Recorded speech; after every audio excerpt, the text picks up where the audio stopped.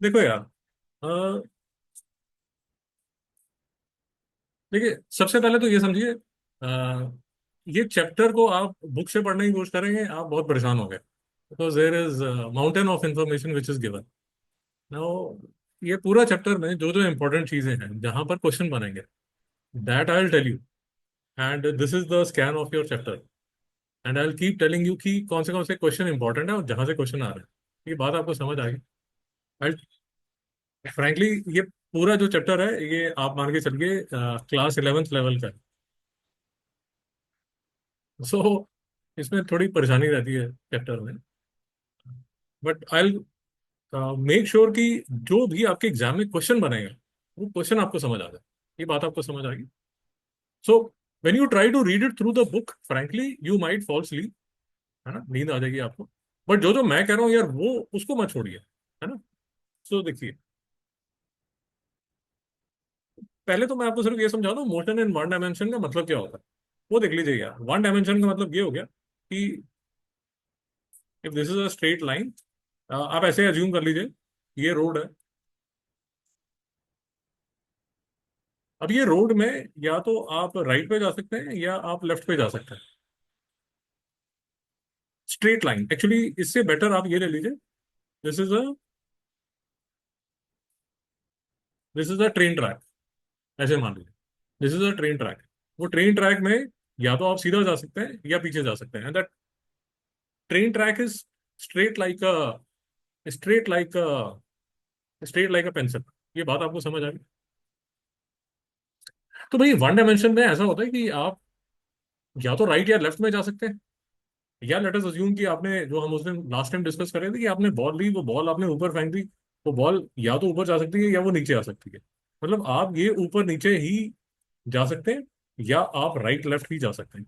ये दोनों जो मोशंस हैं जिसमें एक ही डायमेंशन में, या डायमेंशन का मतलब मैं अभी आपको बता देता हूँ, या तो बेसिकली सेम स्ट्रेट लाइन में आपको चलना है, या तो राइट लेफ्ट कर सकते हैं या ऊपर नीचे कर सकते हैं। ये बात आपको समझ आई? डायमेंशन का मतलब क्या होता है यार? डायमेंशन का मतलब कुछ नहीं होता। ये एक्स एक्सिस है, ये वाई एक्सिस है। ये तो आपने ग्राफ में करते ही हैं। आपको पता है एक्स एक्सिस में ये, आई एम सॉरी जी, तो ये वाली जो डायरेक्शन है एक्स एक्सिस की, ये पॉजिटिव मानी जाती है। ये वाली जो डायरेक्शन है इसको नेगेटिव मान लिया जाता है। ये वाई एक्सिस में ये वाली पॉजिटिव मानी जाती है, और ये वाली जो है इसको नेगेटिव मान लिया जाता है। बहुत मुश्किल है? सिंपल है, इसको डायमेंशन दो। जो आप बोल रहे हैं बिल्कुल ठीक है। There is another axis which is called the Z axis. तो ये आपने एक्स ले लिया, ये आपने वाई ले लिया, लेट अस अज्यूम ये आपने जेड ले लिया। तो जेड एक्सिस समझने के लिए जो सबसे सिंपल है वो ये है, वो रूम का कॉर्नर ले लीजिए।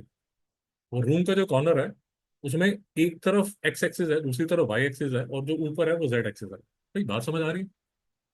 रूम का कोई भी कॉर्नर ले लीजिए, आपका जो रूम है उसमें कोई भी कॉर्नर ले लीजिए, देखिए उसमें से एक लाइन एक्स है, दूसरी वाई है, और तीसरी जो है वो जेड।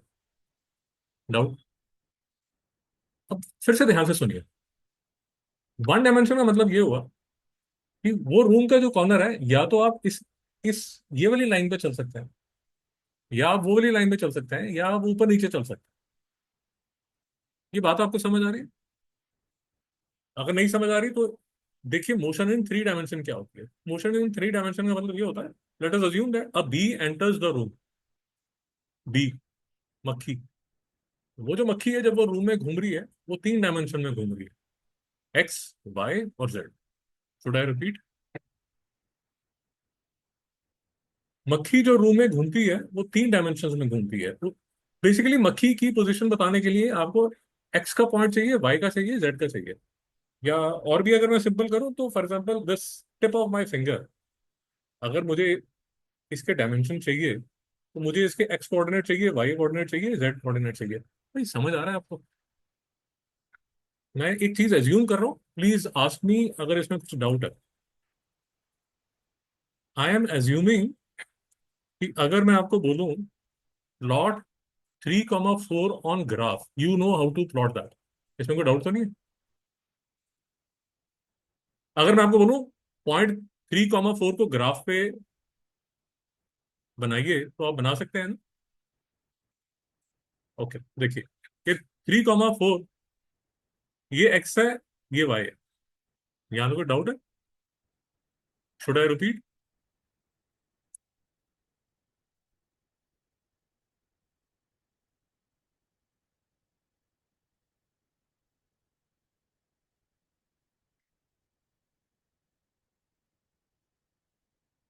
ये एक्स एक्सेस है, ये वाई एक्सेस है। यहाँ तो कोई डाउट है? लेट अस अज्यूम मुझे 0.34 को एक्स वाई एक्सेस पे प्लॉट करना है। तो मैं कैसे करूंगा? 1 2 3, ये एक्स का डिस्टेंस है, ये वाई का डिस्टेंस है। 1 2 3 4, ये जो पॉइंट है ये 3,4 है। मतलब डाउट है? भाई डाउट है तो पूछ लीजिए। अगर मैं आपको बोलूँ -3 4, तो आप कैसे प्लॉट करेंगे? 1 2 3, ये -3 है, ये 4 है, ये ऊपर है, ये -3 4 है। भाई कोई डाउट है? इफ आई से -3 -4, तो आप क्या करेंगे? -3। शाबाश।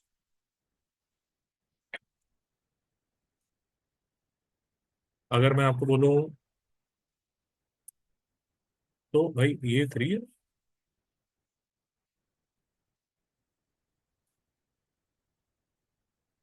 अगर आप देख रहे हैं ये जो पॉइंट्स हैं इसमें एक्स की कुछ वैल्यू है और वाई की कुछ वैल्यू है। इसको, ये जो मैंने एक्स वाई ड्रॉ किया ना, इसको बोलते हैं 2 डायमेंशंस। मेरे को डाउट तो नहीं है? पक्का?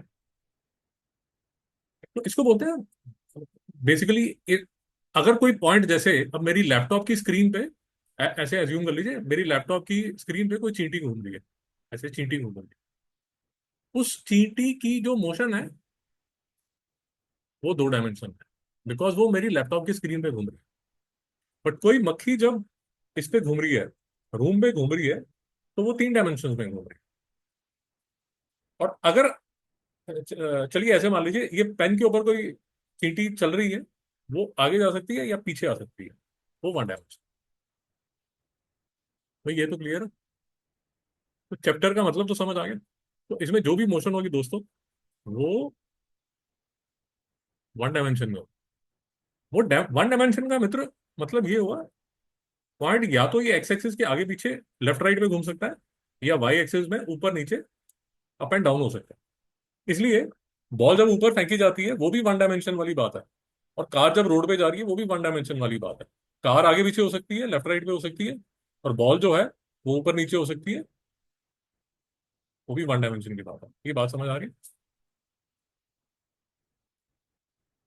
तो चैप्टर का मतलब तो समझ आ गया। अब उसके बाद सबसे इंपॉर्टेंट क्वेश्चन वो छुपा हुआ है।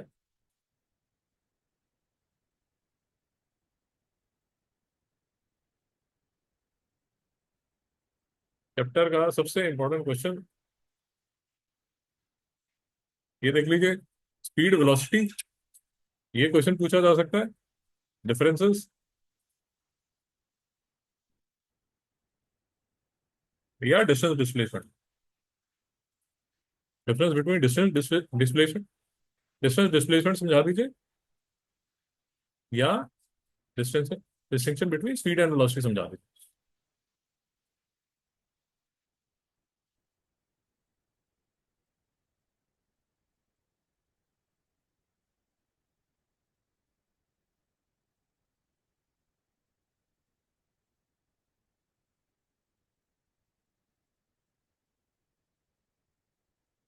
ठीक है। अब 5 मिनट जरा समझिए। देखिए, अ, अ, दादर कितना दूर है? दादर यहाँ से 5 किलोमीटर दूर है। थोड़ा समझने की कोशिश कीजिए। नया आदमी आया, गांव से कोई आदमी आया, वो बोल रहा है दादर कहाँ पर है, तो आप उसको बोलते हैं भैया 5 किलोमीटर दूर है। Will he reach Dadar bye?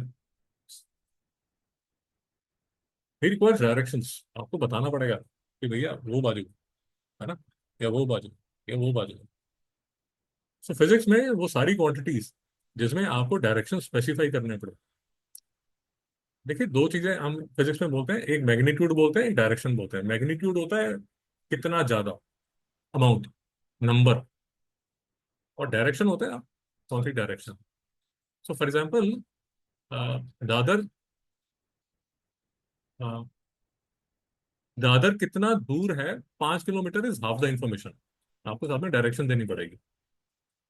But then there are times जबकि मुझे डायरेक्शन की जरूरत नहीं है। अगर आप if you ask your mom आज आप कितना चले, your mom says I walk 5 kilometre today, तो उसमें चलेगा। उसी तरह जैसे वन थिंग माइट बी कि आपके डैड बोलते हैं यार आज मैं कार में बहुत स्पीड पे चला 120 किलोमीटर पर आवर पे, so I took the car to 120 kilometre per hour, and that can be one way of putting the information.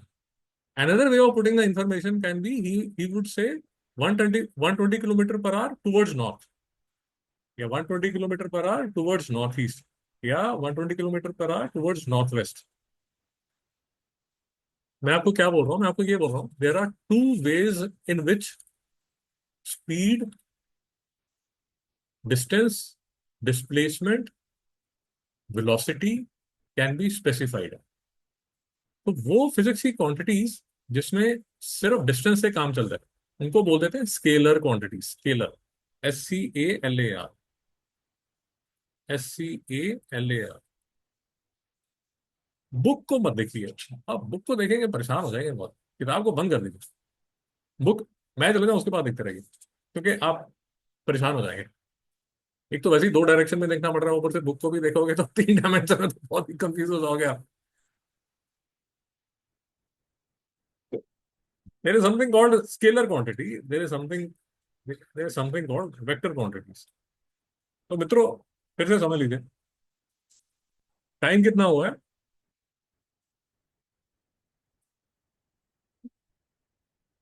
North direction में कितना टाइम है, 7:10। वेस्ट में कितना है, 7:10। ईस्ट में कितना है, 7:10। वो घड़ी आपकी किसी भी डायरेक्शन में कर दीजिए, वो नॉर्थ में कर दीजिए, साउथ में कर दीजिए, अप कर दीजिए, डाउन कर दीजिए, वो टाइम तो यार वही रहेगा। सो टाइम इज समथिंग जिसमें अगर आप डायरेक्शन नहीं भी दे रहे तो कोई फर्क नहीं पड़ता। वो साइड पे देख के अगर आप टाइम बताएंगे या ये साइड पे देख के टाइम बताएंगे, how does it matter. So time is something जिसमें direction is a material you don't require. मैं आपका बॉडी टेम्परेचर लेता हूँ, वो बॉडी टेम्परेचर जितनी भी उसकी रीडिंग आती है, do I need direction for that. आप उसको खड़े ले होके देख लीजिए, टेम्परेचर ले लीजिए, आप लेट के देख लीजिए, आप बैठ के देख लीजिए, टेम्परेचर तो सेम ही रहने वाला है। So temperature is something which doesn't require direction. तो temperature is a scalar quantity. Speed, जब हम स्पीड बोलते हैं फिजिक्स में, तो स्पीड जो है वो 30 किलोमीटर पर आवर जो है, it is a scalar quantity. But जैसे ही स्पीड के साथ आपने डायरेक्शन ऐड कर दी, वो बन जाती है वेक्टर क्वांटिटी। आप ऐसे समझ सकते हैं कि speed plus direction is a vector quantity which is called velocity. तो वेलोसिटी क्या है, वेक्टर क्वांटिटी। स्पीड क्या है, स्केलर क्वांटिटी। एक कंफ्यूजन आपके दिमाग में आएगी, 2 मिनट मेरी तरफ देखिए। एक कंफ्यूजन आपके दिमाग में आएगी, वो ऐसी कंफ्यूजन आएगी कि हर क्वांटिटी का स्केलर और वेक्टर पेयर होता है क्या। ऐसा नहीं है। सो स्पीड वेलोसिटी का पेयर है, डिस्टेंस डिस्प्लेसमेंट का पेयर है, बट टेम्परेचर का कोई पेयर नहीं है भाई। टेम्परेचर तो स्केलर ही है। ऐसा कोई मतलब टेम्परेचर प्लस डायरेक्शन कुछ और बन जाता है, ऐसा कुछ नहीं है। Incidentally speed, velocity, distance and displacement, ये जो है इनके पेयर्स हैं। मित्रों मेरी बात समझ आई आपको।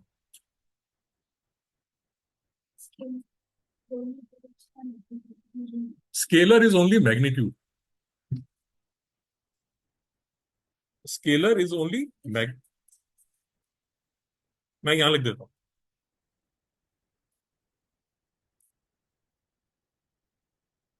मैं यहां लिख देता हूं।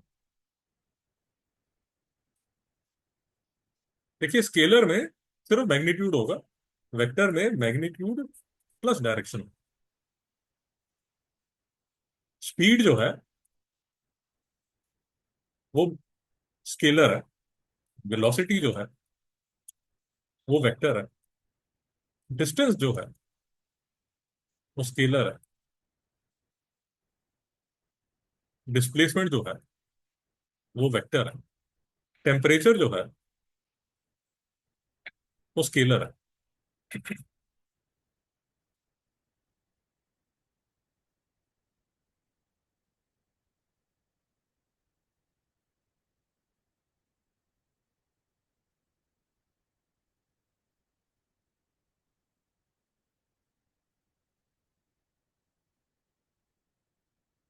इंसिडेंटली एक और क्वांटिटी भी है जो आप यूज करने वाले हैं, जो कॉमन क्वांटिटी है जिसके पेयर एग्जिस्ट करते हैं। मास जो है वो स्केलर है, वेट जो है वो वेक्टर है। आप लिख लीजिए, मैं अभी आपको समझा देता हूँ कैसे।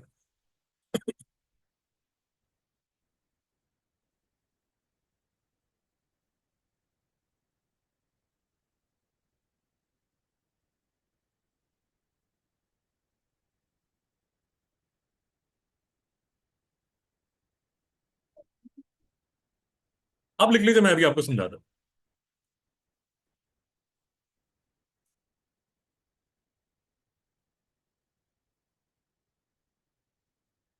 अब देखिए, लास्ट टाइम बड़ी लंबी डिस्कशन हुई थी, और इसीलिए लंबी डिस्कशन हुई थी, and I told you it is part of the syllabus. देखिए, मास होता है quantity of matter present in a body. तो हमारी बड़ी लंबी डिस्कशन हुई कि किसी भी हेवनली बॉडी पे आप जाएंगे तो मास जो है भाई वो तो सेम रहेगा। अगर आप 40 kg के हैं तो 40 kg, 40 kg, 40 kg, वो तो सेम रहता है। तो केजी वाला जो है वो मास है। वेट जो है वो न्यूटन है। वो चेंज होता है, और वो वेक्टर भी है, क्योंकि वेट जो है ना वो फोर्स है। बस थोड़ा मैं आराम से, बस शांति से। See what I can guarantee you is कि ये चीजें आप समझ गए तो you will enjoy your next 3, 4, 5 years with physics. But अगर ये ना समझते तो फिर मुश्किल है। So will take our sweet time to understand each and every concept. फिर से देखिए। जी जी, वही मैं आपको बता रहा हूँ। तो लास्ट टाइम जो हमारी लंबी डिस्कशन हुई थी, and that is why I try to record the lecture so that you know आप दोबारा फिर उसको रिव्यू कर सकें। वेट के बारे में जो लास्ट टाइम हमारी डिस्कशन हो रही थी, वो क्या डिस्कशन हो रही थी? वो ये डिस्कशन हो रही थी कि weight is the force with which heavenly body attracts a object. By definition weight force है।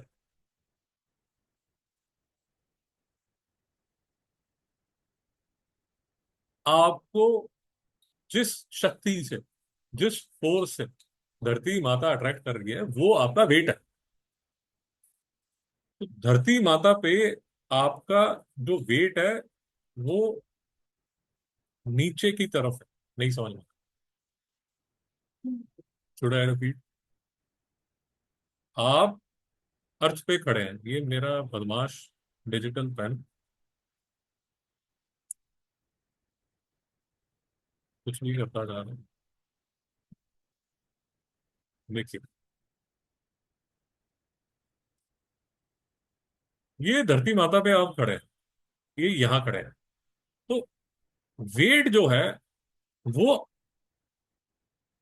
धरती माता कितनी फोर्स से आपको सेंटर ऑफ द अर्थ पे अट्रैक्ट करे। बाय डेफिनेशन याद रखिए कि वेट जो है force exerted by gravity on an object by a heavenly body. नहीं समझ रहा है? Should I repeat? मास क्या है? Quantity of matter, amount of matter present in a body. Weight क्या है? फोर्स। अब जो फोर्स होता है मित्रों, वो क्या होता है? वेक्टर। और क्योंकि वेट फोर्स है, इसलिए वेट भी वेक्टर। लिंक बन गया भाई। ये लेक्चर रिकॉर्ड हो रहा है तो आप रिवाइज भी कर सकते हैं। शाबाश, बोलिए बोलिए बोलिए। जी शाबाश। कोई भी फोर्स होगी, आपने बड़ा अच्छा बोला। आपने बहुत अच्छा बोला है। ना मैडम, वो थोड़ा अलग रास्ता है, मैं आपको बता देता हूँ, बट आपने जो बोला है उसका मतलब क्या है, आपने बहुत अच्छा बोला है। जो आपने बोला है उसका मतलब क्या है वो देख लीजिए। तो वेट हो गया। आगे आप ऐसे पढ़ेंगे इलेक्ट्रोस्टैटिक फोर्स, फिर आप पढ़ेंगे मैग्नेटिक फोर्स। अब ये जो इलेक्ट्रोस्टैटिक फोर्स है वो फोर्स बिटवीन टू चार्जेस होता है। मैग्नेटिक फोर्स जो है वो फोर्स बिटवीन टू पोल्स होता है। बट ये है फोर्स ही, और क्योंकि ये फोर्स है तो ये वेक्टर भी है, और ये मेजर किससे होगा? न्यूटन से। भाई नहीं समझ में आया। मित्रों डाउट है। अब जैसे आप फ्लूइड्स में there would be something called hydrostatic force. ओ भाई, ये हाइड्रोस्टैटिक फोर्स क्या है? कुछ नहीं है हाइड्रोस्टैटिक फोर्स। शाबाश, बहुत बढ़िया। ये आपका स्विमिंग पूल है, आपने यहाँ छलांग मार दी, डेप्थ पे पहुंच गए, 15 meter down, deep sea diving में मॉरिशियस में घूम रहे हैं आप। क्या बोलते हैं उसको? स्कूबा डाइविंग कर रहे थे आप। स्कूबा डाइविंग होती है ना? स्कूबा डाइविंग कर रहे थे आप। अब आप पे वो जो वाटर है वो फोर्स लगाएगा, उसको बोलते हैं हाइड्रोस्टैटिक फोर्स। वो फोर्स ही है, वो वेक्टर ही है। और वो वेक्टर ही है, और उसके यूनिट जो है वो न्यूटन ही। यहां पर फोर्स का न्यूटन ही होगा। शाबाश, बहुत अच्छा, वेरी नाइस। तो चाहे वो मैग्नेटिक फोर्स हो, चाहे वो इलेक्ट्रोस्टैटिक फोर्स हो, चाहे वो हाइड्रोस्टैटिक फोर्स हो, बहुत बढ़िया, वेरी नाइस। कहीं पर भी आप फोर्स यूज कर रहे हैं तो भाई वो न्यूटन होगा। तो अब ये चीज बड़ी क्रिटिकल हो जाती है। इसका मतलब ये होता है कि कॉमन लैंग्वेज और फिजिक्स में बहुत डिफरेंस आ जाता है। वो क्लास नाइन्थ में आपको समझ आना चाहिए। मेरे पे पढ़ाई का प्रेशर है, और मेरे पे मम्मी ने फोर्स लगा रखी है। कॉमन लैंग्वेज में वो सेम है, फिजिक्स में वो अलग अलग है। बेटा, फोर्स जो है उसके यूनिट है न्यूटन, प्रेशर के आप पढ़ेंगे पास्कल। तो मम्मी से पूछ लीजिए, मम्मी फोर्स लगा रहे हो प्रेशर लगा रहे हो? है ना, कंफ्यूज करो मम्मी को, नहीं समझ में आया। The point I am trying to make is कि you know starting from ninth onward you have to be very clear about the term. आप स्पीड बोल रहे हैं, आप वेलोसिटी बोल रहे हैं, आप मास बोल रहे हैं, आप वेट बोल रहे हैं, आप फोर्स बोल रहे हैं, आप प्रेशर बोल रहे हैं। तो मैं आईबी की क्लास लेता हूँ, तो एक मेरी क्लास में एक लेडीज हैं, वो बस ऐसे ही बोलती, या that is what I mean, that is what I mean. अरे फिजिक्स में दैट्स व्हाट आई मीन नहीं होता। वो मैडम माई बैड करके बात खत्म कर देती है। मतलब point is, you should be clear. जब आप स्पीड बोल रहे हैं वो स्केलर है, जब वेलोसिटी बोल रहे हैं वो वेक्टर है, जब आप मास बोल रहे हैं वो केजी है, वो स्केलर है, जब आप वेट बोल रहे हैं वो वेक्टर है, वो न्यूटन है, उसकी डायरेक्शन है। मेरे पे पढ़ाई का प्रेशर और मेरे पे पढ़ाई की फोर्स, फिजिक्स में वो डिफरेंट चीजें हैं। आप कॉमन लैंग्वेज में उसको बोलिए जो बोलना चाहते हैं। इसके नंबर जा रहे हैं, that's what I mean my bad करके काम नहीं चलेगा। तो that is the first thing, you have to be very very careful ninth onwards in physics. Second thing yes you have to be very clear is the units.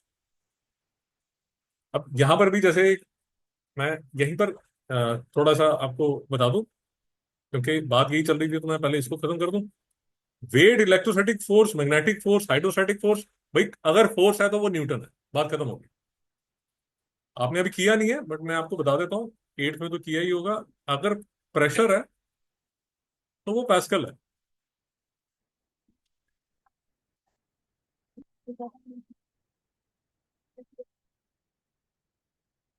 तो वो Pascal. मेरे पे पढ़ाई का प्रेशर और मेरे पे पढ़ाई की फोर्स अलग अलग चीजें हैं in terms of physics. Madam वो प्रेशर के टाइम करेंगे, क्योंकि वो थोड़ा सा अलग सा चलता है। बट मैं अभी यहाँ पर बिल्कुल सिंपल, जिसमें आपको कोई कंफ्यूजन ना हो वो बताने की कोशिश कर रहा हूँ। There is one thing that I need to specify before I forget, वो ये है यार कि भाई स्पीड के जो एसआई यूनिट है वो मीटर पर सेकंड है, और वेलोसिटी के भी मीटर पर सेकंड है। उसमें कोई प्रॉब्लम नहीं है। देर is a direction in the, there is a difference in कि वेलोसिटी जब आप बोल रहे हैं तो साथ में डायरेक्शन बतानी पड़ेगी। Has to be specified.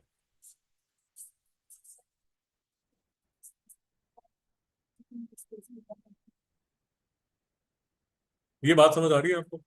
उसी तरह डिस्टेंस अगर आप बोलेंगे वो मीटर ही होगा, डिस्प्लेसमेंट भी मीटर होगा, बट डायरेक्शन साथ में स्पेसिफाई करनी पड़ेगी। बट यहां पर आपको फर्क आ जाएगा, ये केजी होगा, ये न्यूटन होगा। भाई स्केलर और वेक्टर तो समझ आ गया, उसमें तो कोई डाउट नहीं है। अब जहां तक ये इंपॉर्टेंट क्वेश्चन है, एटलीस्ट टर्म वन के हिसाब से इंपॉर्टेंट क्वेश्चन है, स्केलर और वेक्टर बता दीजिए, स्केलर और वेक्टर के डिफरेंसेस बता दीजिए, स्पीड और वेलोसिटी के डिफरेंसेस बता दीजिए, डिस्टेंस और डिस्प्लेसमेंट के डिफरेंसेस बता दीजिए, स्केलर के 3 एग्जाम्पल दे दीजिए, वेक्टर के 3 एग्जाम्पल दे दीजिए। ये 10 क्वांटिटीज दी हुई हैं, इसमें बता दीजिए स्केलर कौन सा है, वेक्टर कौन सा है। ये सारे भाई इंपॉर्टेंट क्वेश्चन है।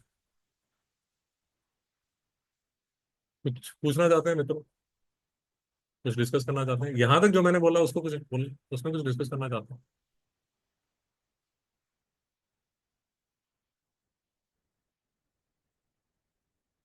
तो मैं जो अभी बात कर रहा हूँ वो देख लीजिए यार, स्पीड और वेलोसिटी की ये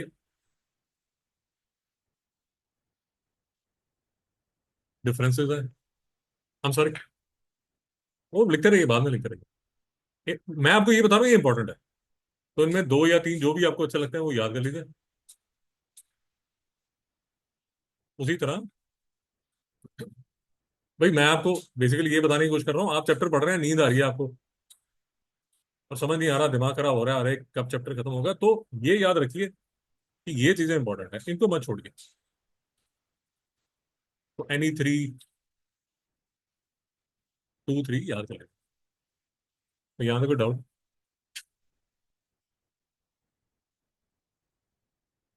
तो इंग्लिश में बहुत गटर पटर लिखी हुई है, वो पढ़ते रहिए। MK system, CGS system, last time बहुत डिटेल में बात हुई है, मैं दोबारा फिर उस रास्ते पे नहीं जा रहा। मीटर,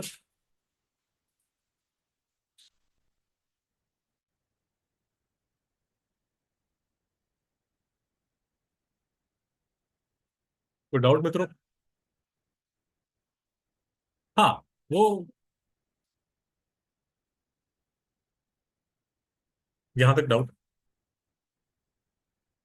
देखिए, इशू क्या है, थोड़ा इशू समझिए। मैं जैसे अपना आपको बता दूं तो when I was studying in 90s, ये प्रॉब्लम क्या हो जाती थी कि इंजीनियरिंग के टाइम जब मैं इंजीनियरिंग कर रहा था तो यूएस की जितनी भी बुक्स आती थी, तो यूएस की बुक्स बुक्स में वो अपने ही फीट में क्वेश्चन उनके चलते रहते थे, पाउंड में चलता रहता था, आउंस में चलता रहता था। वो पढ़ना ही बहुत डिफिकल्ट हो जाता था, उनके न्यूमेरिकल सॉल्व करने बहुत डिफिकल्ट हो जाते थे, बिकॉज उनके यूनिट्स ही अलग होते थे। तो अमेरिकन बहुत जिद्दी हैं, वो अपने यूनिट्स पुराने पकड़ के बैठे रहते हैं। तो अब अमेरिकन अगर अपनी किताब छापेगा और अपने यूनिट लगाएगा और फीट और इंचेस में काम करेगा तो बड़ी प्रॉब्लम हो जाएगी। सो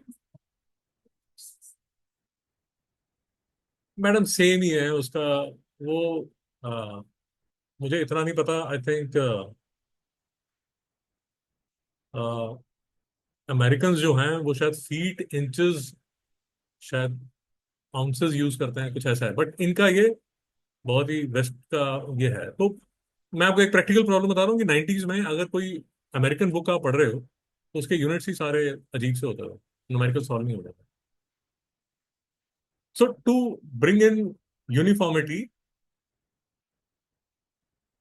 दे सेड यार एमकेएस में रखो ताकि हर कोई पढ़ सके। मैं और आपको थोड़ा अगर बताने की कोशिश करूँ, बहुत ही सिंपल, मैं आपको एग्जांपल देता हूँ। अ, कोई कार है which is manufactured in US या जापान या यूरोप की कोई कार है।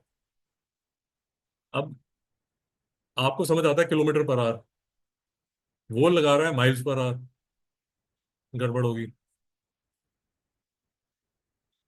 इट इज लाइक आप यूएस कभी घूमने जाते हैं या यूरोप वगैरह घूमने जाते हैं तो वो स्विचेस जो आपको लगाने पड़ते हैं, फिर आपको वो अलग सा स्विच रखना पड़ता है, तो वो प्रॉब्लम हो जाती है। So to bring uniformity MK CGS were introduce, इसमें कोई डाउट तो नहीं। तो एमके सीजीएस की आपको कन्वर्जन कराई गई है। अब स्पीड में ना यार कुछ एक दो चीजें हैं, वो थोड़ा डेफिनेशंस हैं, जो जरूरी डेफिनेशंस हैं, वो डेफिनेशंस देख लीजिए।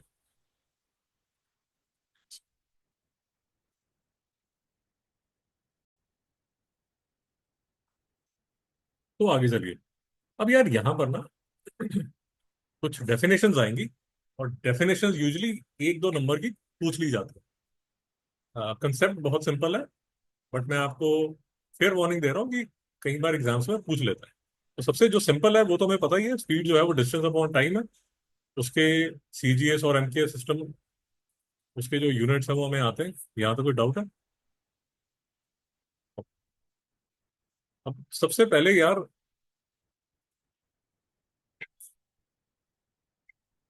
ये जो है यूनिफॉर्म स्पीड, इसकी डेफिनेशन थोड़ा सा देख लीजिए लिखा क्या है।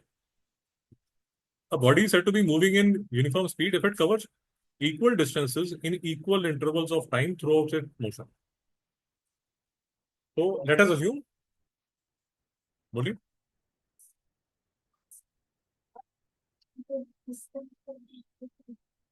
नहीं नहीं नहीं नहीं नहीं मैडम, देखिए, यूनिफॉर्म स्पीड का मतलब ये हुआ, देखिए 50 किलोमीटर पर आवर। इसका मतलब ये हुआ कि एक घंटे में आपकी जो स्पीड थी वो 50 kilometre. It doesn't change, it doesn't change. Usually हमारी नॉर्मल लाइफ में जब हम हाईवे पे होते हैं, जैसे लेट अस अज्यूम आप बॉम्बे से पूना जाते हैं, तो कई बार ट्रैफिक नहीं होती। If you see the speedometer, आप देखेंगे जो कार है वो कॉन्स्टेंटली 80 किलोमीटर पर आवर पे चल रही है। वो जो स्ट्रेच होता है ना, वहां पर वो यूनिफॉर्म स्पीड पे जा रही है। Equal intervals of time, 5 5 5 5 minute अगर हैं, और वो 80 किलोमीटर पर आवर पे जाती आ रही है, that is called the uniform speed. ये बात आपको समझ आई? ओके, दूसरी बात है यार जो यूजुअली हमारे साथ होता है। सी, यूनिफॉर्म स्पीड आपको बहुत कम मिलेगी, बट हमारे साथ यूजुअली जैसे बॉम्बे में हम जाते हैं, घूमने फिरने जाते हैं, तो हमारे साथ होता क्या है, हमारे साथ नॉन यूनिफॉर्म होते हैं। नॉन यूनिफॉर्म की डेफिनेशन देख लीजिए। It covers unequal distances in the same intervals of time. भाई टाइम का जो इंटरवल है वो सेम है, बट यूनिफॉर्म में सेम डिस्टेंस है, और नॉन यूनिफॉर्म में डिफरेंट डिस्टेंस है। Should I repeat? Should I repeat? देखिए, यूनिफॉर्म स्पीड जो है प्रैक्टिकली पॉसिबल नहीं है। यूजुअली स्ट्रेट रोड है, ट्रैफिक बिल्कुल जीरो है, आप 80 किलोमीटर पर आवर पे, 90 किलोमीटर पर आवर पे यूनिफॉर्मली चलते जाओ। इंडिया में तो और भी कम, यूएस वगैरह में तो शायद होता हो। जैसे I think one of my friend had gone to US, तो वो बता रहा है कि मतलब 4 kilometers around you don't see any car. वो कह रहा है भाई मतलब वो गाड़ी ऐसे, आप उसके साथ कुछ लॉक लगा दो, बस एक्सीलेटर पे पैर रखा हुआ है तो गाड़ी ऐसे मतलब सीधा ही चलती रहती है। That is last I heard. तो इंडिया में तो पॉसिबल ही नहीं यूनिफॉर्म स्पीड देखना। नॉन यूनिफॉर्म स्पीड हमारे यहाँ बेस्ट एग्जांपल है, इक्वल इंटरवल्स ऑफ टाइम होंगे और अनइक्वल डिस्टेंसेस आप ट्रेवल करेंगे। बॉम्बे में जब भी आप गाड़ी में निकलते हैं तो नॉन यूनिफॉर्म स्पीड सी होती है। इंस्टेंटेनियस स्पीड क्या होती है मित्रों? इंस्टेंटेनियस स्पीड होती है आपके स्पीडोमीटर पे जो स्पीड दिख रही है, उसी टाइम जो स्पीड दिख रही है, that is called instantaneous speed. आप 8 बजे निकले पूना के लिए, और 11 बजे आप पूना पहुंच गए। 3 आवर्स, 120 किलोमीटर्स, ये आपकी एवरेज स्पीड। एवरेज स्पीड क्या होगी? Total distance covered over total time. तो आप बोलेंगे यार मैं 40 किलोमीटर पर आवर पे चली, बात खत्म होगी।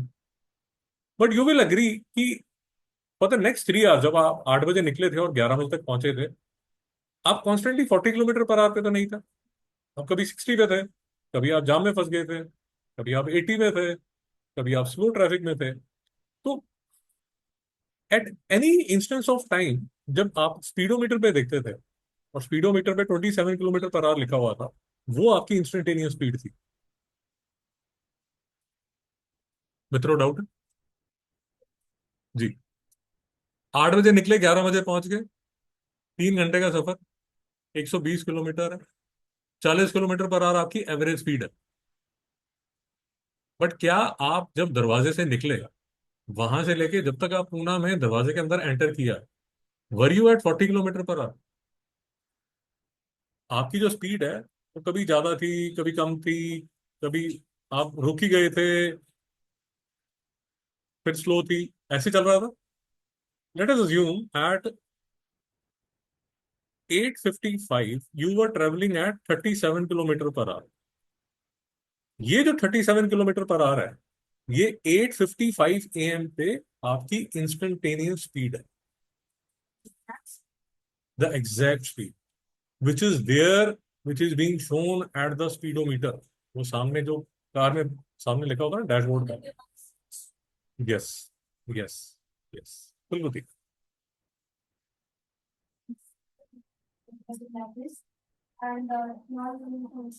हाँ बताइए।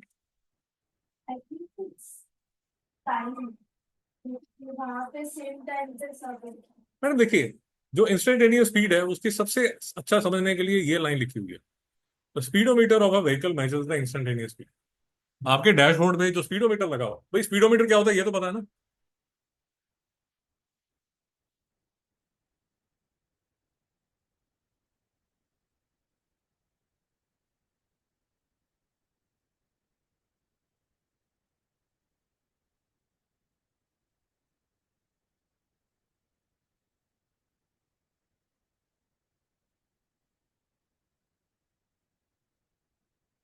तो द पॉइंट इज, मित्रों, मित्रों, वो लिखते रहिए बाद में, वो लिखते रहिए। देखिए मैं आपको ये बता रहा हूँ कि ये डेफिनेशन समझना जरूरी है, और ये एग्जाम में डेफिनेशन एक लाइन की लिखना जरूरी है। उसके बाद आ जाती है वेलोसिटी। वेलोसिटी देखिए, distance travelled in a specified direction. ये बात समझ में आ गई? स्पेसिफाइड डायरेक्शन क्यों लिखा? जी, क्योंकि वेलोसिटी जो है वो वेक्टर है, इसलिए डायरेक्शन बताना जरूरी है। मित्रों डाउट है?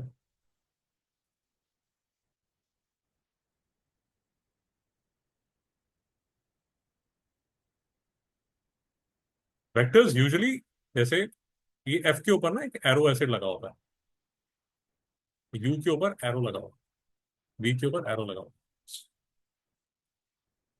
बेसिकली अगर ये एरो लगा हुआ है, ये देख लीजिए, मेरी एक रिक्वेस्ट सुनिए। ओ मित्रों,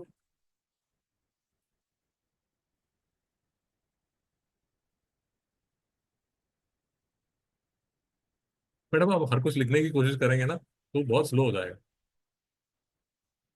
तो बुक तो आपके पास है ही है, ये लेक्चर की रिकॉर्डिंग भी आपके पास है, तो लेक्चर के बाद जितना भी आप लिख सकते हैं लिखिए, मुझे कोई प्रॉब्लम नहीं है। बट इस टाइम अगर आप समझने की कोशिश करेंगे ना तो बेटर रहेगा। तो देर आर फ्यू कंसेप्ट जो कि आपको पकड़ने पड़ेंगे, यू माइट मिस अगर आप लिखने में बिजी। फॉर एग्जाम्पल, फोर्स के ऊपर ये जो एरो लगा हुआ है, इसका मतलब ये नहीं कि आप ऐसे भी इसको एरो को लगा सकते हैं, नहीं नहीं। इस एरो का मतलब ये हुआ कि it is a vector quantity. किसी भी चीज के ऊपर अगर एरो लगा हुआ, जैसे यू के ऊपर एरो लगा हुआ, तो दिस इंप्लाइज कि ये जो क्वांटिटी होगी ये वेक्टर होगी। इस एरो की डायरेक्शन का कोई मतलब नहीं है, मतलब यू में ऐसा कोई एरो नहीं लगा होगा, ये ऐसा कोई एरो नहीं लगा होगा। अगर उसमें कोई एरो लगा हुआ है उसका मतलब वो वेक्टर क्वांटिटी है। मित्रों इस चीज पे कोई डाउट है?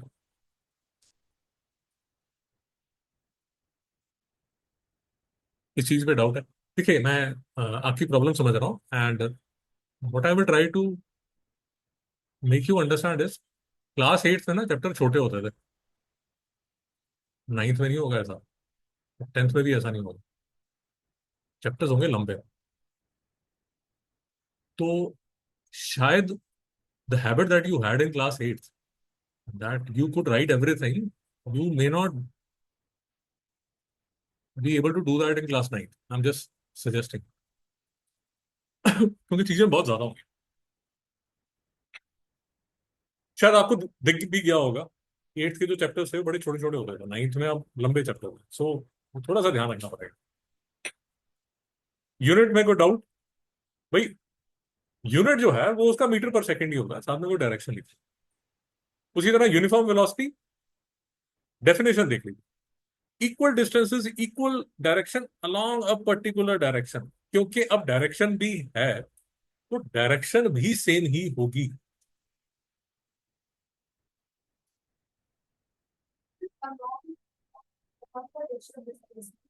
along the,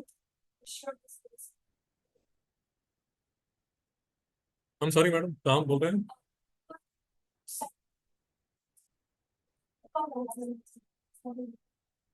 रेशो का मतलब देखिए, रेशो का मतलब सिंपल है। जैसे आप लिखते हैं force is equal to mass into acceleration, तो mass is equal to F by A. तो जब मैं ऐसे लिखता हूं तो मैं ऐसे बोल सकता हूँ, कैन आई से समथिंग लाइक दिस कि mass is the ratio of force to acceleration. Ratio मतलब न्यूमरेटर अपॉन डिनोमिनेटर। या लेट अस अज्यूम मैंने ये बोला,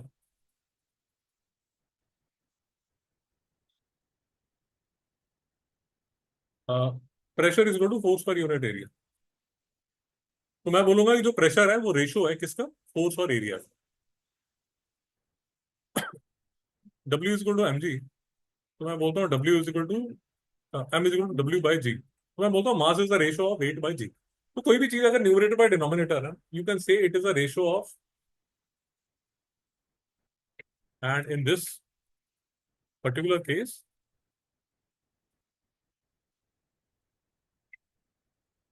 अगर average velocity displacement upon time है, सो आप बोल सकते हैं it is the ratio of displacement to the time. No doubt. अब देखिए, बात सेम है यार। जैसे आप नॉन यूनिफॉर्म स्पीड बोल रहे हैं, यूनिफॉर्म स्पीड बोल रहे हैं, इंस्टेंटेनियस स्पीड बोल रहे हैं, उसी तरह आपको नॉन यूनिफॉर्म वेलोसिटी नजर आएगी, इंस्टेंटेनियस वेलोसिटी नजर आएगी, सेम ही चीज होगी। बट हाँ, इसमें यार एक चीज आपको याद रखनी पड़ेगी कि जो डायरेक्शन है भाई, वो डायरेक्शन भी सेम ही होनी चाहिए। डायरेक्शन नहीं चेंज होनी चाहिए। यहाँ तो कोई डाउट है? मैडम जब भी हाँ, बिल्कुल ठीक है। सो जस्ट टू स्पेसिफाई, आप जो बोल रहे हैं, so I might have a condition. देखिए ये बड़ा इंटरेस्टिंग केस है।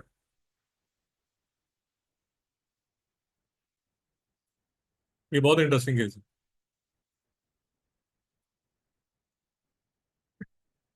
So you tie a ball to a thread, और आप उसको घुमाना शुरू कर देते हैं।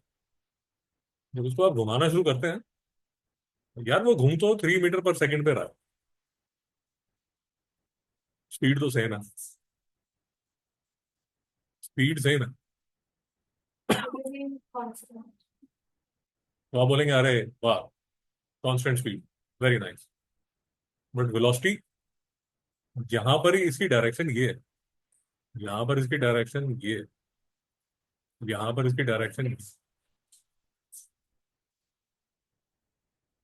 So this is uniform speed, but non uniform velocity. फिर से पकड़ लीजिए। बॉयफ्रेंड आपको चाहिए handsome, he should be very handsome, good looking. But husband आपको गुड लुकिंग नहीं चाहिए। क्यों?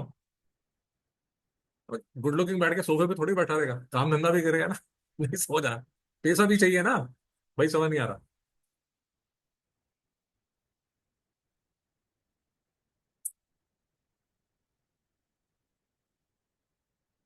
तो बॉयफ्रेंड है, गुड लुक्स, चलेगा, बढ़िया। बट शादी करेंगे तो सिर्फ गुड लुक्स के लिए मत कीजिए, साथ में क्या चाहिए? पैसा। गुड लुक्स थोड़े कम भी होंगे चलेगा, पैसा ज्यादा होना चाहिए, नहीं समझता? ओ, उसी की तरह आप जब स्पीड की बात कर रहे हैं, आपकी यूनिफॉर्म स्पीड में वो 3 मीटर पर सेकंड पे चल रहा है, बढ़िया, uniform speed, very happy. But non uniform velocity, because her point पे उसकी जो डायरेक्शन है वो चेंज करती जा रही है।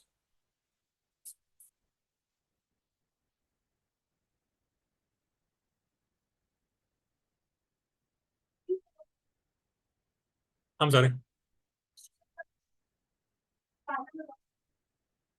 नहीं madam, velocity at any point is different. किसी भी ले लीजिए, किसी भी पॉइंट पे ले लीजिए, बिकॉज एट ईच पॉइंट उसकी डायरेक्शन चेंज हो रही है।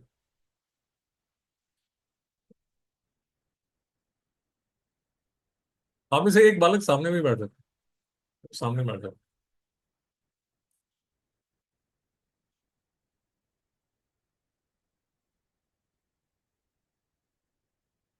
तो आप दोनों में खिटपिट हो सकती है, पीछे रहे, पीछे रहे। तो आप दोनों वहां बैठ सकते हैं, दो लोग वहां बैठ सकते हैं, एक यहाँ बैठ सकता है।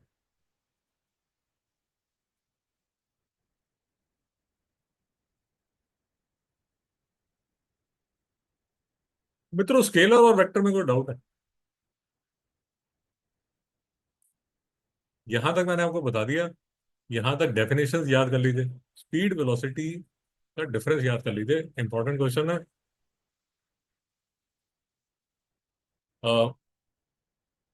यहां तक डिस्टेंस डिस्प्लेसमेंट याद कर लीजिए, डिफरेंसेस तीन तीन तो पकड़ ही लीजिए, वो भी जरूरी है। यहाँ तो कोई डाउट मित्रों? एक्सेलरेशन रिटार्डेशन बता दीजिए फटाफट, एक्सेलरेशन की definition. V minus u upon t. अब देखिए, ये जो एक्सेलरेशन है ये हमारी क्या है? Vector quantity. ये हमारी वेक्टर, ये हमारी वेक्टर, ये हमारा स्केलर। मित्रों डाउट है? कोई कुछ बोलना चाहता है? लास्ट टाइम डिटेल में बात हुई है। There is something called acceleration which is positive, there is something called retardation. आप जब ब्रेक लगाते हैं तो रिटार्डेशन होती है। आप 40 किलोमीटर पर आर पे जा रहे थे, सामने आपकी सहेली आई, यू वांटेड टू किल हर, तो आप 60 किलोमीटर पर आर पे चले गए। तो एक्सेलरेशन क्या है इस केस में? पॉजिटिव। 1 सेकेंड में उसको देख के ही आपने अपनी स्पीड इंक्रीज कर दी, वेलोसिटी इंक्रीज कर दी। बट आप 40 किलोमीटर पर आर पे जा रहे थे, सामने बॉयफ्रेंड क्रश नजर आया, उसी टाइम गाड़ी रोक दी, 0 किलोमीटर पर आर। रिटार्डेशन। नेगेटिव एक्सेलरेशन आएगा, क्योंकि यूनिफॉर्म फाइनल वेलोसिटी 0 है, इनिशियल वेलोसिटी 40 है। मित्रों डाउट है? एक्सेलरेशन में आप समझदार बच्चे हैं, आपने काफी प्रॉब्लम्स भी की हैं, आप इस बात को समझ रहे होंगे।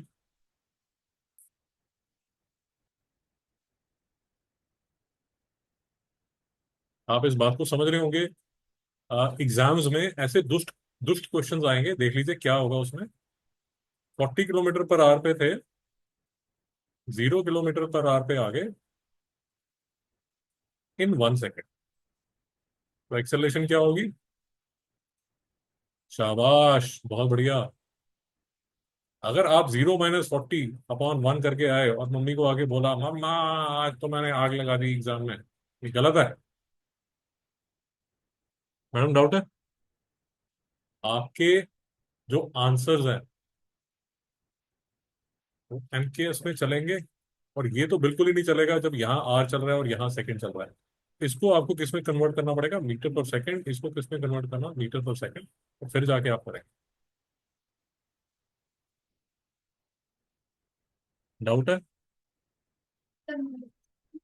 5/18 से मल्टीप्लाई करना।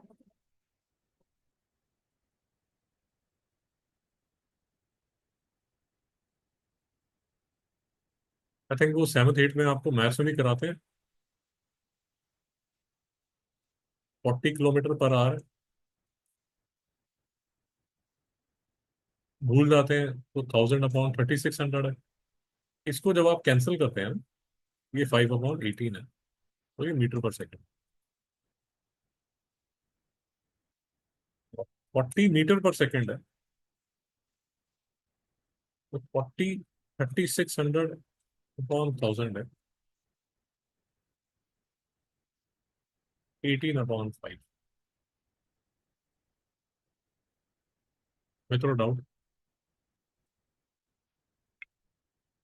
तो एक्सेलरेशन दो तरह की होगी। हम तो आगे निकल चुके हैं। मैं यहीं पर आपको कुछ थोड़ा सा ज्ञान और भी दे देता हूँ, वैसे लास्ट टाइम किया था, बस रिकैप्चर कर रहा हूँ। तो 40 मीटर पर सेकंड स्क्वायर होगा या -40 मीटर पर सेकंड स्क्वायर होगा। एक क्वेश्चन यहाँ ये बन जाता है, वो देख लीजिए, अभी समझ लीजिए कि why the units of acceleration are meter per second square. वो देख लीजिए। हाँ बोलिए, शाबाश।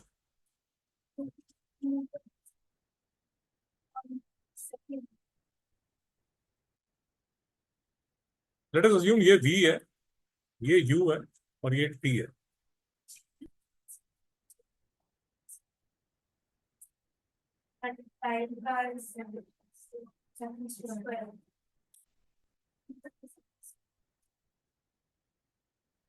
न्यूमरेटर में मीटर पर सेकंड है, नीचे डिनोमिनेटर में सेकंड है, वो मीटर पर सेकंड स्क्वायर हो है। यहाँ तक डाउट है? कोई डाउट है मैडम?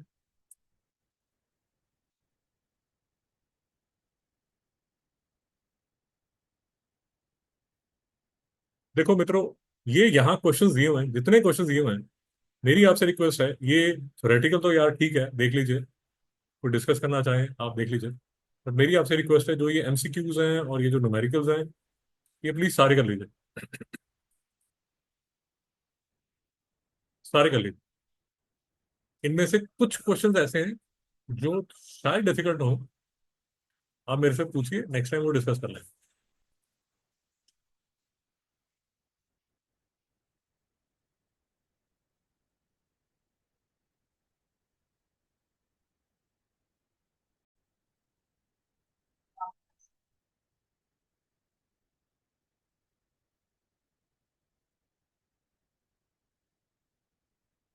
देखिए,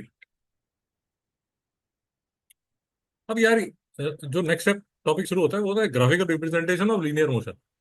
एज एक्सपेक्टेड सेलिना वाले ने मतलब ऐसा है, मतलब स्टूडेंट्स के मुंह पे कचरा फेंका। ठीक है, आप उसको पढ़ने की कोशिश करेंगे, आपका दिमाग खराब होगा। ऑन रिकॉर्ड मैं तो हर बार गाली निकालू। टॉपिक बहुत सिंपल है, इसमें सिर्फ दो तीन चीजें समझने वाली हैं, ठीक है? इस टॉपिक को करना कैसे है प्लीज, वो इस टॉपिक को करना कैसे है पहले वो समझ लीजिए, उसके बाद टॉपिक करें, ठीक है? ये मैं आपके साथ वर्कशीट शेयर करूंगा, ये आईडी की वर्कशीट्स हैं, ठीक है? आप इन वर्कशीट्स को तब तक नहीं देखेंगे, मैं भेज दूंगा, बट आप तब तक नहीं देखेंगे जब तक ये लेक्चर्स जो हैं आपने ना देखे हो। Should I repeat? जी, थोड़ा मेहनत का काम है, आई एग्री, थोड़ा मेहनत का काम। ठीक। कितने लेक्चर्स हैं? एक दो तीन चार पाँच छः सात आठ नौ दस, थोड़ा मेहनत का काम। जी जी जी, एब्सोल्युटली। नो, आई रिपीट, ये 10 लेक्चर आपको देखने हैं, मेहनत का काम है, but to motivate you what I can tell you is, ये मैंने 8th क्लास के बच्चों को कराया हुआ है। So kids who are younger than you, they have done it. यही बात समझ आ गई?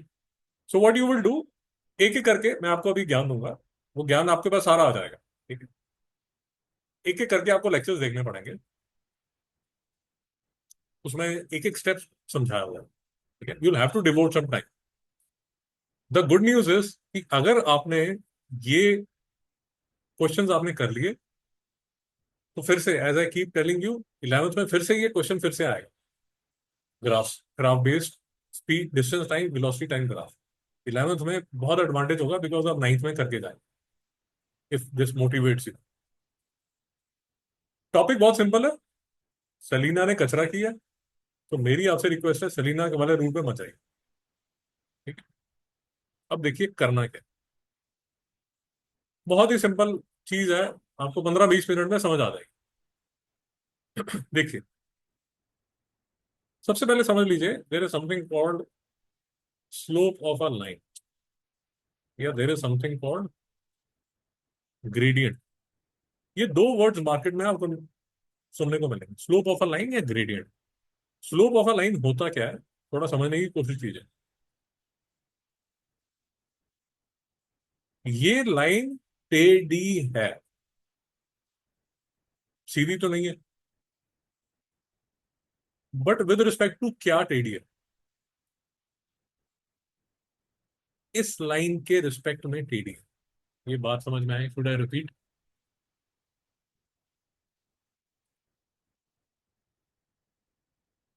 If there is a horizontal line, only then this line is slanted. Should I repeat?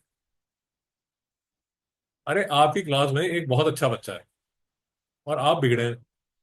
You are the naughty boy. तो आप naughty boy क्यों है? क्योंकि वो अच्छा है। अब आपकी क्लास में सारे दुष्ट हैं। सारे दुष्ट हैं। और आप थोड़े कम दुष्ट हैं। तो आप कौन है? अच्छे हैं। सो आपकी जो स्लांट है वो डिपेंड करती है ऑन द हॉरिजॉन्टल लाइन। आपकी क्लास में सारे चोर बैठे हुए हैं और आप पढ़ते नहीं है। Should I repeat? आपकी क्लास में सारे चोरी करते हैं, टीचर आती है उसका सामान चोरी कर लेता है। अब आप चोरी नहीं करते बट आप पढ़ते नहीं है। तो आपकी टीचर के हिसाब से आप, क्या बात, कितने अच्छा बच्चा है। फिर टीचर को तो ये चिंता है ना कि मेरी चोरी ना हो जाए, बाकी सब चोर है। ये कंसेप्ट समझ आ गया? तो एक बात समझिए, the slant is always with respect to.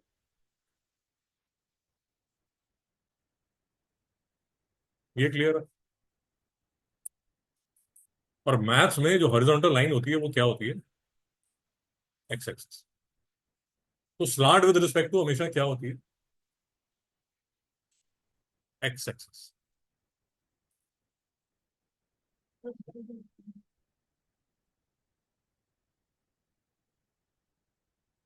Slant is always with respect to x axis. ये बात पकड़ लिया आपने। ये मैथ्स में भी आपको कराई जाएगी, तो मैथ्स का सिलेबस है आपका। आई थिंक मैथ्स का 22nd या 23rd चैप्टर। यहाँ तक आपको समझ आए?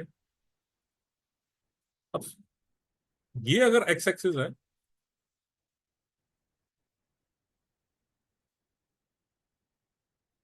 ये वाई एक्सिस है। अब थोड़ा सा बात समझिए, एक ये स्लांट है और एक ये स्लांट है। ये दोनों स्लांटेड है, बट इनमें कुछ तो डिफरेंस है। डिफरेंस तो है। तो मैथ्स में ऐसे डिफाइन किया जाता है कि जो एंगल लिया जाता है वो हमेशा positive side of the x axis से लिया जाता है। Should I repeat? लाइन का एंगल जो लेंगे वो हमेशा किससे लेंगे? Positive side of the x axis से लेंगे। इसका जो एंगल है ये थीटा है। ये जो स्लोप है, जब तक एंगल 90 से कम होगा तो स्लोप जो है वो क्या होगी? पॉजिटिव। और जैसे ही वो 90 को क्रॉस कर जाएगा, जो स्लोप है वो क्या हो जाएगी? Should I repeat?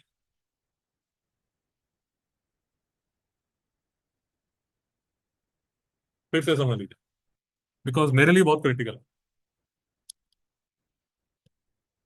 मैं आपको दो चीजें बताने की कोशिश कर रहा हूँ। पहली चीज ये बताने की कोशिश कर रहा हूँ कि जो स्लोप है it is always with respect to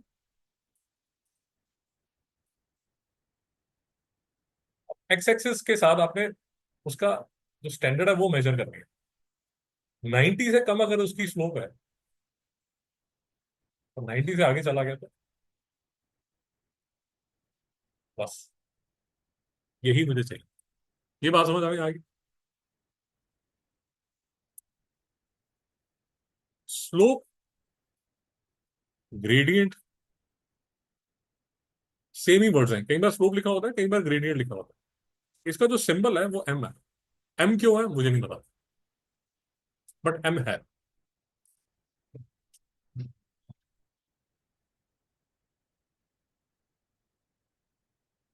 should I repeat? M positive हो सकता है, एम नेगेटिव हो सकता है। पॉजिटिव एम का मतलब जो स्लोप है।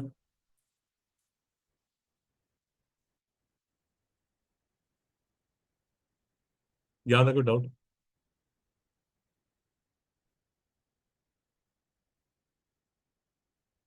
एग्जाम में जो क्वेश्चन आएगा, दो क्वेश्चन आएंगे।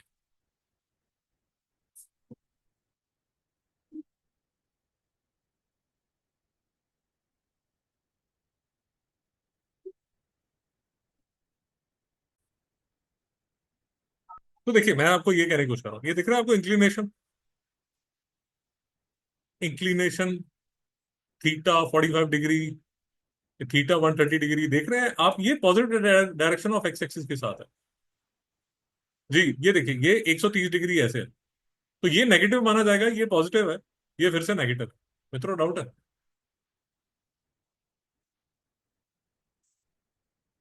वो थोड़ी देर छोड़िए अभी। अभी थोड़ी देर, अभी थोड़ी देर छोड़िए। अच्छा आप वो पूछ रहे हैं, ओके। ये देखिए अभी आप सीनियर सिटीजन हो गए हैं, सो दिस इज कॉल्ड, गोरे इसको थेटा बोलते हैं, मैं थीटा थीटा इसको बोलता रहूंगा। गोरे थेटा बोलते हैं शायद इसको, और मैं थीटा बोलता हूँ। ये अल्फा है, ये गैमा है। तो अब ये आपके फ्रेंड्स बन जाएंगे। जैसे अलजेब्रा में आपके एक्स वाई थे, तो usually the angles are represent by theta alpha gamma. यहाँ का कोई डाउट नहीं? आप पीछे विंडो बंद कर सकते हैं, मुझे फिर थोड़ा कम चिल्लाना पड़ता है।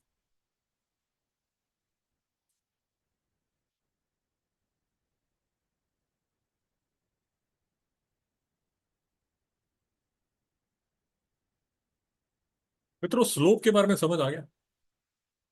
ये लाइन की स्लोप, ये लाइन की स्लोप, ये लाइन की स्लोप, ये लाइन की स्लोप। शाबाश। जैसे ही आप 90 डिग्री को क्रॉस करते हैं, आप क्या हो जाते हैं? नेगेटिव। यहां तक कोई डाउट है? अब देखिए दो तरह के क्वेश्चन पूछे जाएंगे, दोनों सिंपल क्वेश्चन। एक आपको दिया जाएगा distance time graph. Distance time graph का मतलब ये है, यहां पर डिस्टेंस होगा और यहां टाइम होगा।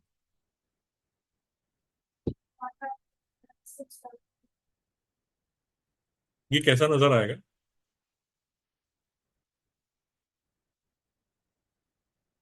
ये ऐसा नजर आएगा।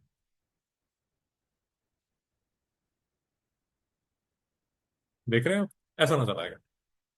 सो ये डिस्टेंस है। एक चीज याद रखिए, जब भी ग्राफ्स को देखें, हमेशा कभी भी ग्राफ को देख रहे हैं, ग्राफ के यूनिट्स देख लीजिए। दुष्ट क्या करते हैं, कभी किलोमीटर डाल देंगे, कभी मीटर डाल देंगे, आप गड़बड़ कर लेंगे। देखिए टाइम यहाँ मिनट्स में लिखा है, अब ये किलोमीटर मिनट। जी।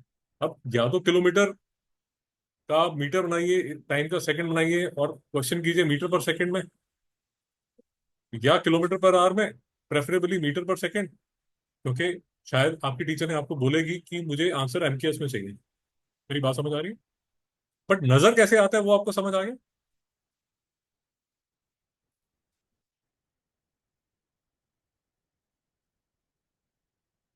मित्रों यहां तक डाउट तो नहीं है? ग्राफ को पढ़ते कैसे हैं, 2 मिनट का काम है। यहां से स्टार्ट किया होगा आपने 30 मिनट्स के लिए, मतलब after 30 minutes how far you are, 20 kilometer. उसके बाद टाइम बढ़ता रहा, आपका डिस्टेंस कांस्टेंट है। मैडम समझ आ रहा है या पोइम के बारे में सोच रहे हैं, गजल?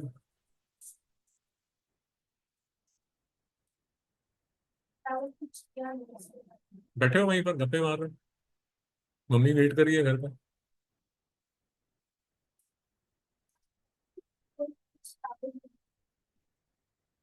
But अगर supposedly अगर बाहर हो गया and if they are traveling at a constant speed, तो दूसरा candidate not speed. नहीं नहीं नहीं, ग्राफ को पढ़ते कैसे हैं वो आपको समझ आ गया।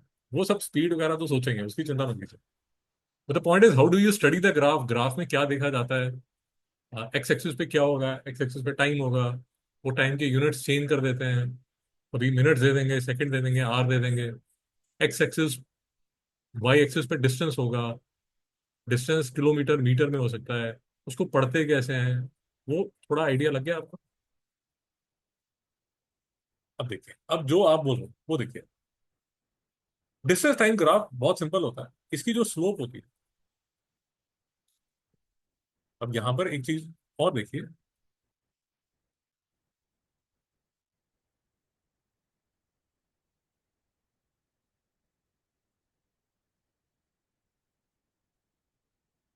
शुरू शुरू में थोड़ी सी परेशानी होगी, चिंता मत कीजिए, बहुत ही सिंपल कंसेप्ट है, चिंता मत कीजिए, बहुत ही सिंपल कंसेप्ट है।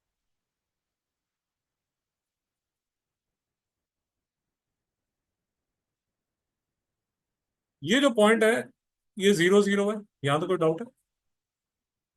मैं इसी का एग्जांपल लेता हूँ। ये वाले ग्राफ में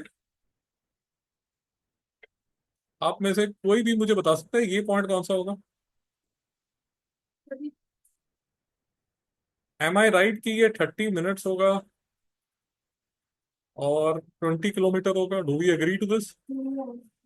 do we agree to this? Yes. No. Okay, बताइए क्यों? Oh, see, you were supposed to convert to figure and kilometer शाबाश, meter per second. शाबाश। You do that, you need to convert it as well, right? हाँ, you are absolutely right, but मैं कह रहा हूँ कि हाँ बोलिए, शाबाश। नहीं नहीं, आप दोनों ही ठीक बोल रहे हैं, मैं आपको ये कह रहा हूँ कि at first stage can I say it is 30 minutes 20 kilometre, stage one पे।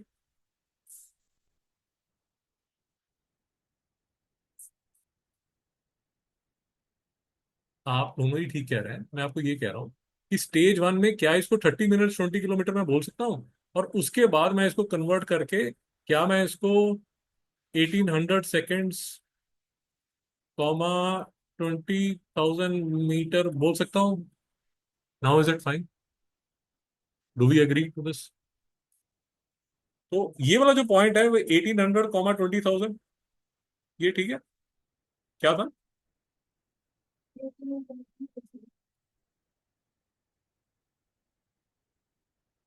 ये किस में था 1800?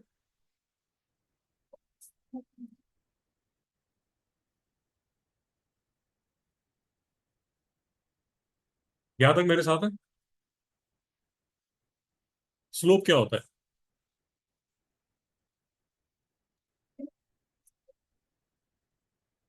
y2 minus y1 upon x2 minus x1। परेशान मत होइए, बिल्कुल परेशान नहीं होना। x1 y1 x2 y2 क्या है? ये पॉइंट जो है ये है x1 y1, और ये जो पॉइंट है ये क्या है? x2 y2। नहीं समझ में आया? अब उसको लिखा ऐसे था कि पहला जो पॉइंट है, ये वाला जो पॉइंट है, उसको कैसे लिखा जाता है? x1,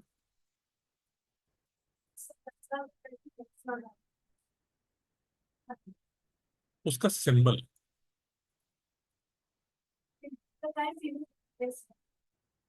ये समझ आ गया? अब हमारे केस में जो x1 y1 है वो है क्या? वो 0 0। और x2 y2 क्या है? 1800 कॉमा 20,000। यहाँ तक क्लियर है? तो मेरा जो स्लोप होगा वो क्या होगा? बोलिए, शाबाश। ना, y2 क्या है? 20,000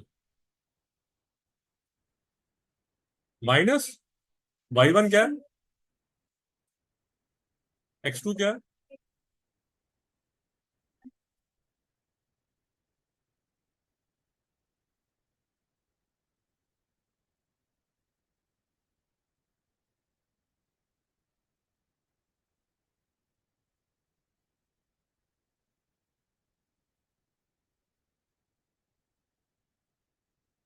ये समझ आ गया मित्रों? ये जो निकला, ये क्या निकल गई? Speed, slope. फिर से देखिए क्या हो, चिंता मत कीजिए। क्या दिया गया था आपको? Distance time graph. आपने एक्स वाई एक्सिस देख लिए, आपने उनके यूनिट चेक कर लिए। अगर आपका किलोमीटर डिस्टेंस है और नीचे जो है वो आर है, तो फर्स्ट क्लास, कोई प्रॉब्लम नहीं। वो मीटर है, वो सेकंड है, कोई प्रॉब्लम नहीं। थोड़ी गड़बड़ है, यूनिट्स कन्वर्ट कर दीजिए, यहाँ तो कोई डाउट है? डिस्टेंस टाइम ग्राफ की जो स्लोप होती है वो हमें क्या देती है? वो हमें स्पीड देती है। क्या देती है? स्पीड। बट स्लोप होती क्या? y2 minus y1 upon x2 minus x1। x1 y1 x2 y2 क्या है? They are 2 points on a line. किसी भी लाइन में दो पॉइंट जो होते हैं, कोई दो रैंडम पॉइंट्स हैं, उनको आप बोल सकते हैं x1 y1 x2 y2। चिंता मत कीजिए, ये क्लास 10th क्लास 9th में आपका सिलेबस है, चिंता मत कीजिए। आप चाहते हैं तो मैं 5-6 क्वेश्चंस आपको 5-6 क्वेश्चंस आपको स्लोप के भी भेज दूंगा, बट समझ लीजिए स्लोप होता क्या।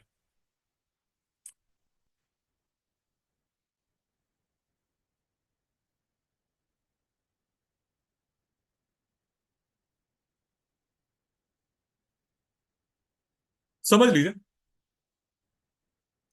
समझ लीजिए कि स्लोप होता क्या। स्लोप बोल दीजिए जरा एक बार फटाफट, किसमें। देखिए, सबसे पहले जब आप बोलते हैं it give the slope give speed, but कौन से ग्राफ में? डिस्टेंस टाइम ग्राफ में। ये चीज आपको क्लियर होनी चाहिए। भाई स्लोप देती है स्पीड, बट किसमें? Distance time graph. और स्लोप की डेफिनेशन, स्लोप का फॉर्मूला क्या होता है?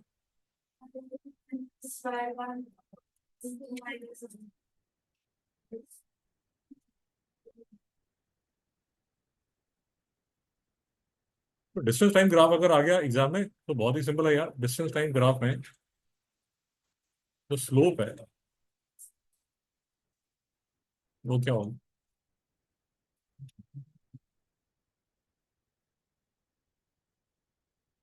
क्लियर? स्लोप का फॉर्मूला समझ आ गया। किसी भी लाइन में दो पॉइंट्स आप लेंगे, x1 y1 x2 y2, तो एम क्या होगा? y2 - y1 upon x2 - x। ये बात समझ आ गई? That's the formula.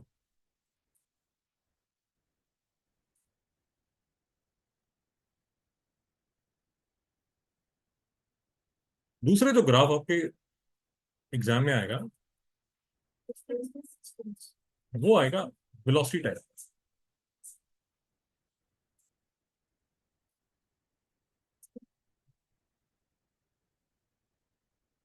अब एक चीज समझ लीजिए, आप समझदार बच्चे हैं, हम स्केलर वेक्टर सब तामझाम कर चुके हैं। यार वो उसको डिस्टेंस टाइम ग्राफ बोल रहा है तो आप स्पीड बोलेंगे। अगर उसने डिस्प्लेसमेंट टाइम बोल दिया तो आप वेलोसिटी बोल देंगे। ये बात समझ में आ गई? इसमें तो कोई डाउट नहीं। Velocity time graph. अब वेलोसिटी टाइम ग्राफ में यहां पर चीजें थोड़ी इंटरेस्टिंग बता हैं। वेलोसिटी टाइम ग्राफ दिखता कैसे है, वो देख लीजिए।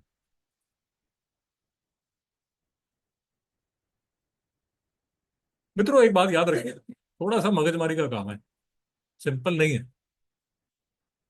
तो थोड़ा एफर्ट लगेगा, एंड आई अंडरस्टैंड कि थोड़ा एफर्ट लगेगा। सो बट मेरी आपसे सिर्फ ये रिक्वेस्ट है कि यू हैव 1 वीक, आपके पास 7-8 लेक्चर्स हैं, please go through that. We will do some more questions next time, but एक हफ्ते में कुछ काम कीजिए। अगर आप बैठ के सोए रहेंगे फिर नहीं होगा, मुश्किल हो जाएगा। समझ रहे हैं? तो वेलोसिटी टाइम ग्राफ कैसे नजर आता है यार? जैसे ही आपको वो नजर आया था वैसे ही ये नजर आ जाएगा। अब इसमें थोड़ी इंग्लिश की धज्जियां उड़ाई हुई है। उसको वेलोसिटी टाइम बोल रहा है, नीचे स्पीड लिख रहा है, बट ठीक है, आप समझ लीजिए जो भी वो कर रहा है। So this is how a velocity time graph looks like. अब यहां पर भी फिर से सबसे पहले आप क्या देखेंगे? अब इसको पढ़ना कैसे? फॉर द फर्स्ट 20 सेकेंड्स जो स्पीड है वो 20 सेकेंड्स के बाद उसने स्पीड को क्या करना शुरू किया?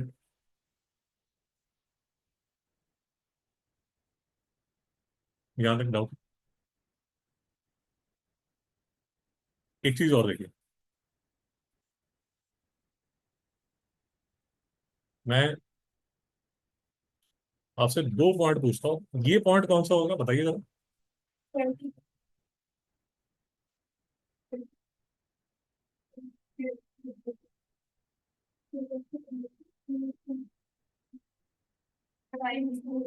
ये क्या होगा?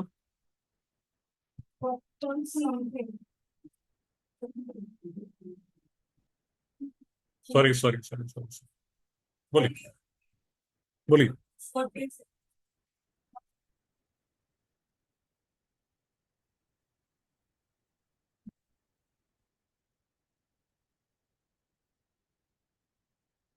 यहाँ तक कोई डाउट है?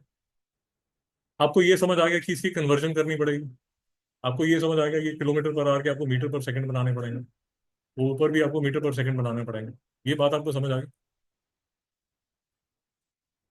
अब लेट अस अज्यूम, अब मैं अपना कोई ग्राफ बना रहा हूँ जिसमें मैं ऐसा करूँ, ये मेरी वेलोसिटी है, ये मेरा टाइम है।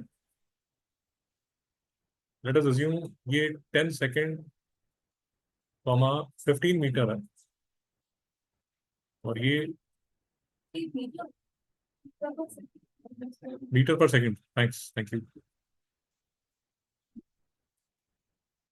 और ये 20 second comma 35 metre per second. यहां तक समझ आ गया? अब इसकी जो स्लोप है, आप में से कोई बोलेगा क्या होगी? वो छोड़िए, आप मुझे स्लोप बोलिए, मैथ्स वाली स्लोप बोलिए। y2 - y1 upon x2 - x1।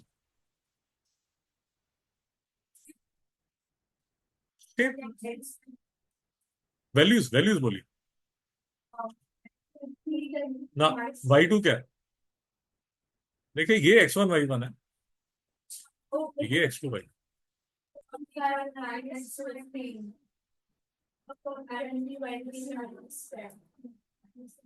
भाई ये बात समझ आ गई? इसमें तो कोई डाउट नहीं। वो क्या है? वो घोड़ा है, वो खरगोश है, वो बिल्ली है, वो बाद में सोचेंगे, पहले हम maths, from a maths point of view देख लें कि उसका आंसर क्या है। ये बात समझ में आ गई? अब देख मित्रों, ये जो ऊपर आप कर रहे हैं, ये दो स्पीड्स को सब्ट्रैक्ट कर रहे हैं, तो ये मीटर पर सेकंड होगा, और नीचे सेकंड है। कुछ याद आया ये क्या है? तो वेलोसिटी टाइम ग्राफ की स्लोप क्या देती है?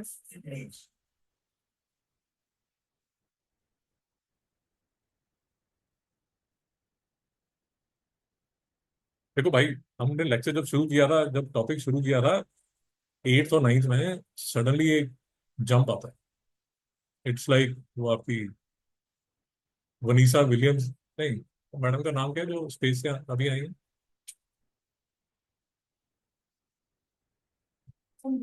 सम विलियम्स। वो इंडियन है ना तो। She has been in space for 9 months. She came yesterday. अभी वहां ग्रेविटी नहीं है, so she will find it very difficult to walk for the next few weeks,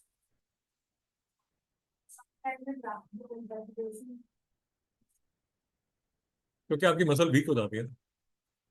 she will find it difficult. तो उसी तरह आप 8 से 9 में जब जा रहे हैं, you will find it difficult, of course you will find it difficult.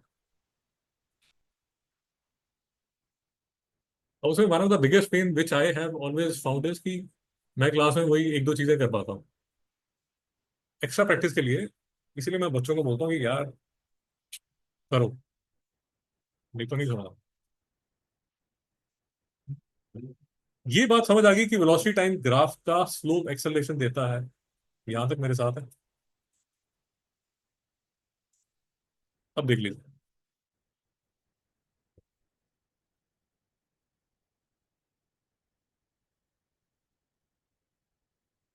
ये टाइम है सेकंड में, ये वेलोसिटी है मीटर पर सेकंड में। ये जो पॉइंट है, ये मैं आपको बता रहा हूँ, ये 10 सेकेंड कॉमा 30 मीटर है। ठीक है, ये मैं आपको बता रहा हूँ। ये पॉइंट ओ है, ये पी है, ये क्यू है। ये बात समझ आई? Area of triangle O P Q कितना होगा?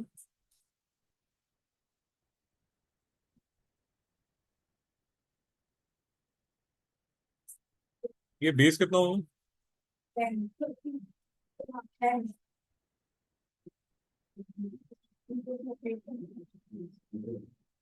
Into 30 metre per second. Do we agree to this? Do we agree to this? ये 150 क्या होगा? ना मैडम, ये सेकंड और सेकंड तो कट गए। तो area under a velocity time graph gives displacement.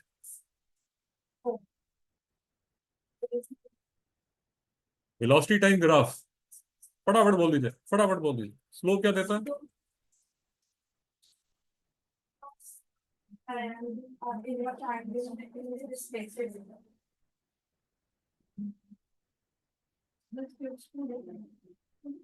This gives, आप बिल्कुल ठीक कह रहे हैं, दिस गिव्स टू थिंग्स, जबकि जो डिस्प्लेसमेंट टाइम है दैट ओनली गिव्स।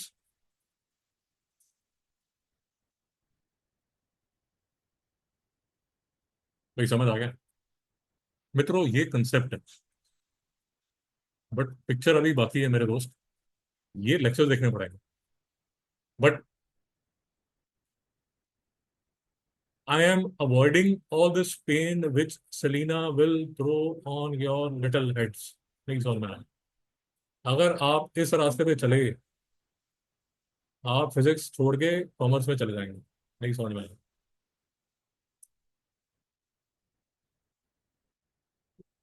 सेलिना ने इस टॉपिक का प्रचार बना दिया। Will do this, but this is not something which आप फर्स्ट इंस्टेंस में कर सकते। बहुत समझ आ गई। ये रिकॉर्डिंग आपको मिल जाएगी, होमवर्क आपने करना है, नेक्स्ट टाइम मिलेंगे तो इससे क्वेश्चंस करेंगे।